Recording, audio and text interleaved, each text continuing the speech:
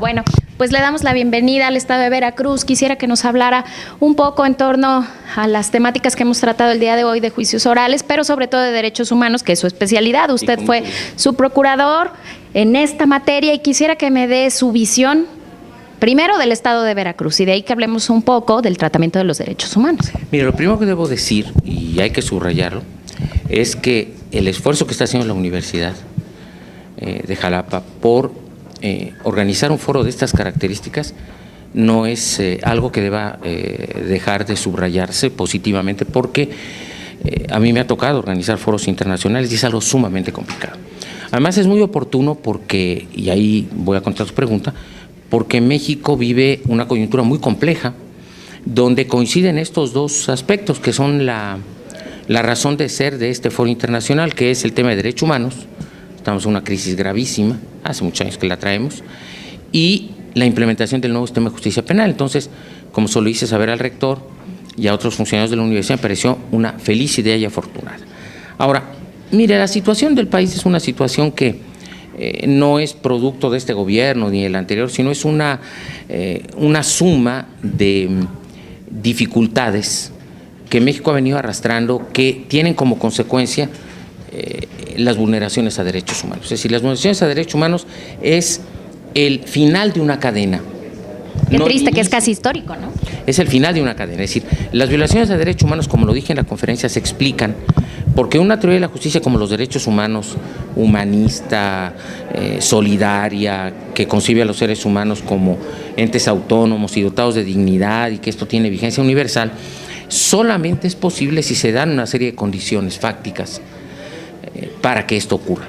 De otra manera, los derechos humanos por inspiración divina, por condiciones así mágicas, no van a tener realización, ¿no? Entonces, usted puede modificar la Constitución, las leyes, lo que usted quiera, pero si las condiciones no están dadas, va a ser muy difícil que los derechos humanos tengan vigencia. Entonces, lo que yo le diría a su pregunta es que para entender la situación de los derechos humanos en México, hay que hacer un análisis de las condiciones en las cuales México, en términos de democracia, desarrollo económico, educación, Estado de Derecho, pluralidad moral, tenemos. Si esas condiciones están mal, cualquier teoría de la justicia y cualquier propósito va a naufragar. Por lo tanto, lo que México, no lo digo yo, lo dicen los que sí realmente saben de estos temas, la mejor manera de luchar por los derechos humanos es luchar en los diferentes frentes, es decir, fortalecer al Estado de Derecho, generar desarrollo económico, propiciar el avance de la economía y la mejora de las condiciones de vida de la gente, tener un sistema democrático sólido, no solamente un sistema electoral, un sistema democrático en las instituciones, ¿no? Tener, por supuesto, un sistema educativo funcional, desarrollar educación cívica, que los ciudadanos realmente nos comportemos como ciudadanos, ¿no? Con responsabilidades, no solamente con derechos. Si no trabajamos en todos estos frentes, si no tenemos programas complejos para resolver un problema tan complejo como lo son los derechos humanos en la implementación del sistema de justicia penal, pues se va a fracasar. Es decir, los problemas no se resuelven solamente cambiando la Constitución o solamente teniendo desarrollo económico o solamente implementando la reforma educativa o no, es en todos estos espacios y al mismo tiempo. Por eso es tan complejo. Usted mencionaba en su ponencia que siempre se ha tratado a los derechos humanos y a sus comisionados o presidentes como el patito feo, es decir, ahí pongo al personaje que tengo que colocar en algún sitio. ¿Por qué cree que esto ha dado como este desdén? Por una falta de comprensión del papel trascendentalísimo que los derechos humanos juegan en las democracias modernas y en los estados de derecho. Como lo dije en la conferencia, los derechos humanos son un criterio de justicia y legitimidad. Por tanto, lo más importante que tiene una sociedad es el conjunto de valores que son la razón última de por qué la ley dice lo que dice, de por qué la autoridad se debe comportar como se debe comportar. Entonces, generalmente cuando no se tiene conciencia de este hecho, como decía también en la ponencia, los derechos humanos no se toman en serio. Y tomarlos en serio es darles el papel protagónico que tienen, pero no en los discursos, sino en los hechos, en los presupuestos públicos, en las políticas públicas y, por supuesto, en funcionarios, conocedores, expertos, serios, que vengan a desempeñar un papel tan importante y tan complejo. Pero si en temas de tanta trascendencia y de tanto impacto social como los derechos humanos ponemos a improvisados o solamente ponemos a políticos que vayan a resolver el problema de coyuntura, pues los resultados son los que estamos viendo, ¿no? ¿Qué opinión le merece esta reciente visita de la Corte Interamericana de Derechos Humanos que sitúa en varios estados, uno de ellos Veracruz, pues en torno a casos de los periodistas, en torno al tratamiento de medios, en torno a los migrantes? ¿Qué está sucediendo? Bueno, la Comisión Interamericana fue solicitada en términos de la creación de un grupo especial para conocer el caso de vulneración de derechos humanos en Ayotzinapa. Eso ha servido para que otros frentes de vulneración de derechos humanos que México endémicamente ha tenido que atender se hayan convertido en un asunto de orden internacional. De hecho, México trae problemas internacionales en este tema, y se los hemos dicho a quienes están en el poder muchas veces, pero no hacen caso. Viene de atrás. Es decir, esta crisis de derechos humanos, cuando a mí me preguntaban, y yo lo escribí mucho tiempo antes, les dije, y fui muy claro en decirles que los gobiernos se caen por crisis de derechos humanos.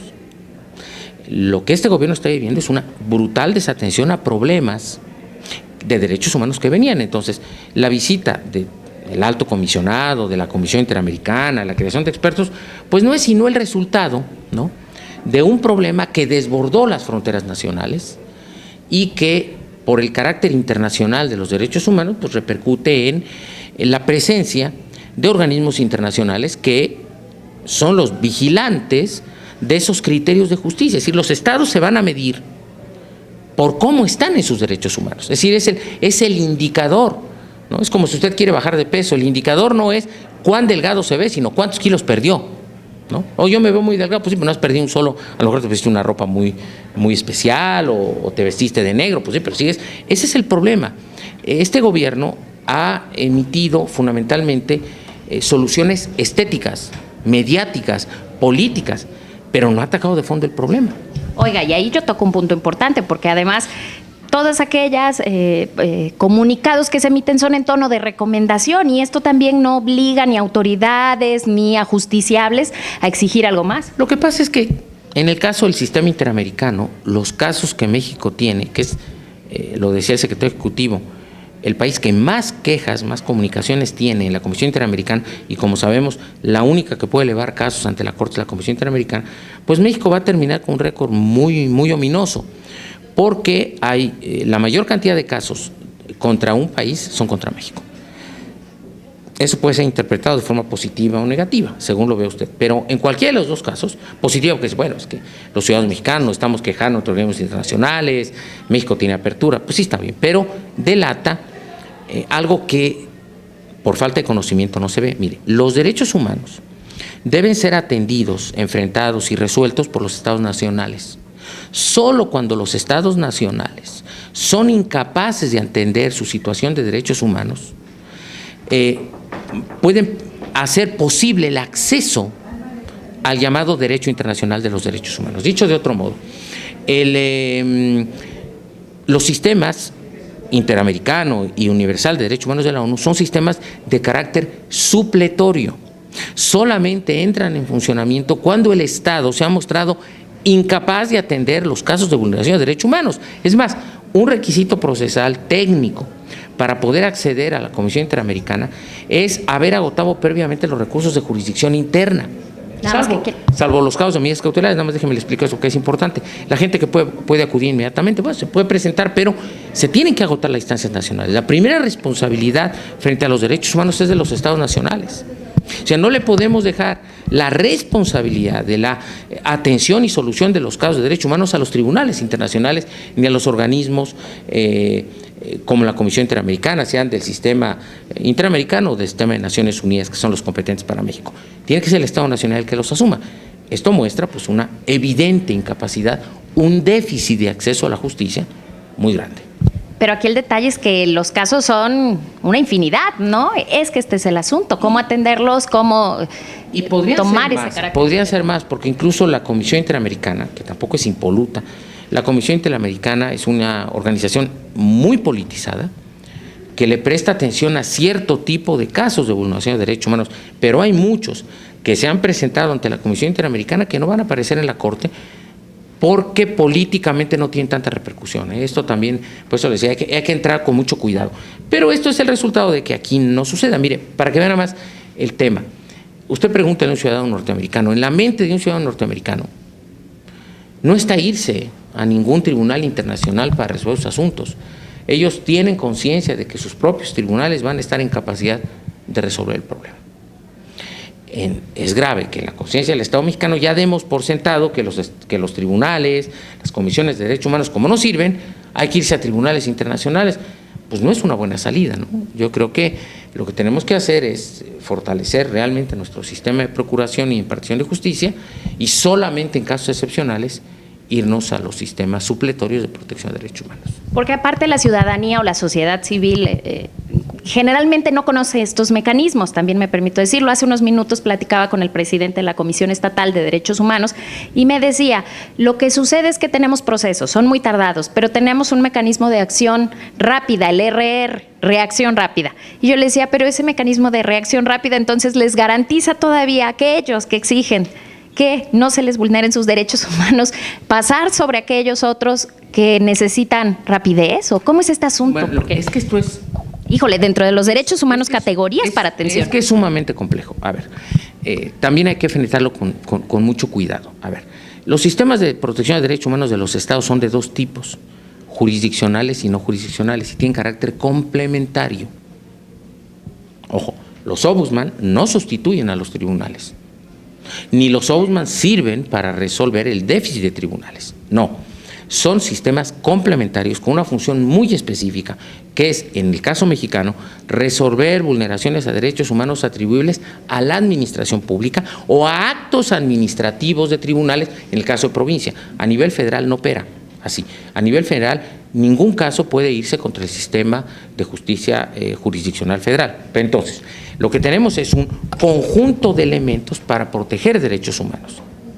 Tanto el amparo, ahora ya está muy claro porque tenemos los sistemas o la protección de derechos humanos que es concentrada a través del amparo directo e indirecto, acciones de inconstitucionalidad, controversias constitucionales, y tenemos el sistema difuso, donde sean jueces de menor instancia o sean funcionarios de cualquier entidad y de cualquier poder deben aplicar o desaplicar un acto o aplicar la mayor interpretación protectora de los derechos humanos.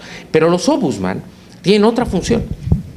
Los ombudsman tienen por función atacar situaciones en las que, por ejemplo, una inscripción en una escuela, una mala atención en un hospital público, etcétera, etcétera, puedan ser resueltas con prontitud, para despresurizar el sistema judicial.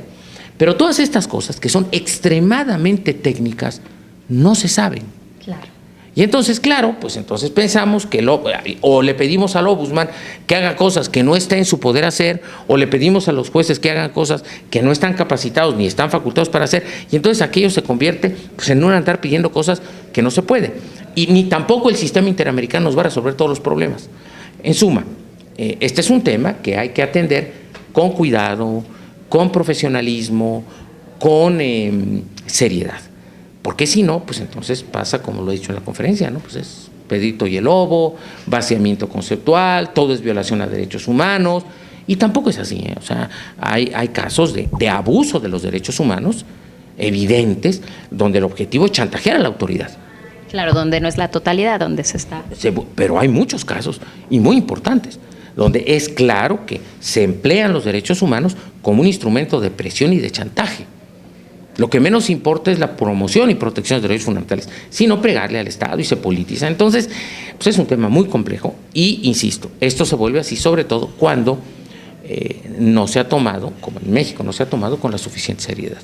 Y bueno, pues hemos llegado a este escenario que es dantesco, ¿no? Lamentable, Es además, muy ¿no? lamentable, es muy lamentable. Pues a mí me gustaría que para finalizar esta charla nos pudiera dar un mensaje acerca de, pues, dirigirle a los chicos que esta capacitación puede darse a través de estos congresos, a través de información.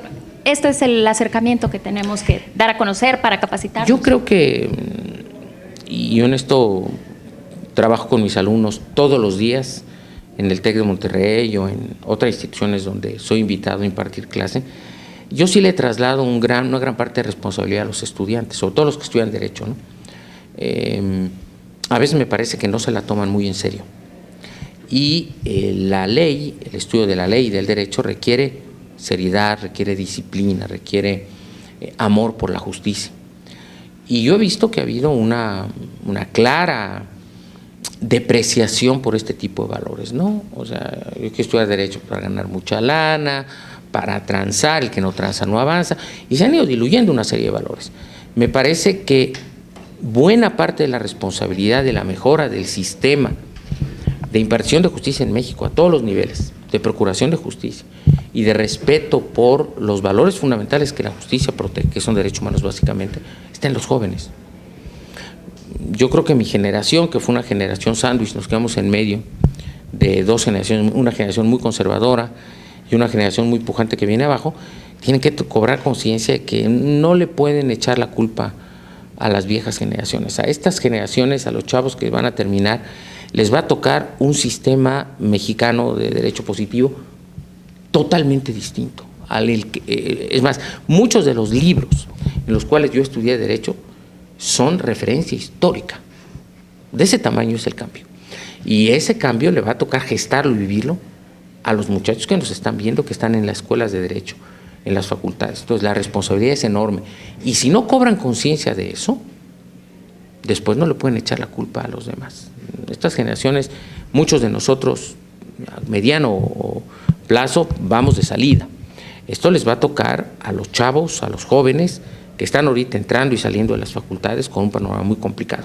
Y si no toman el todo por los cuernos, se vuelven estudiosos, serios, responsables, comprometidos, pues el panorama no va a ser muy halagüeño. Muy alentado. Pues le agradezco mucho este tiempo, su visita aquí al estado de Veracruz y muchas gracias. Gracias a usted.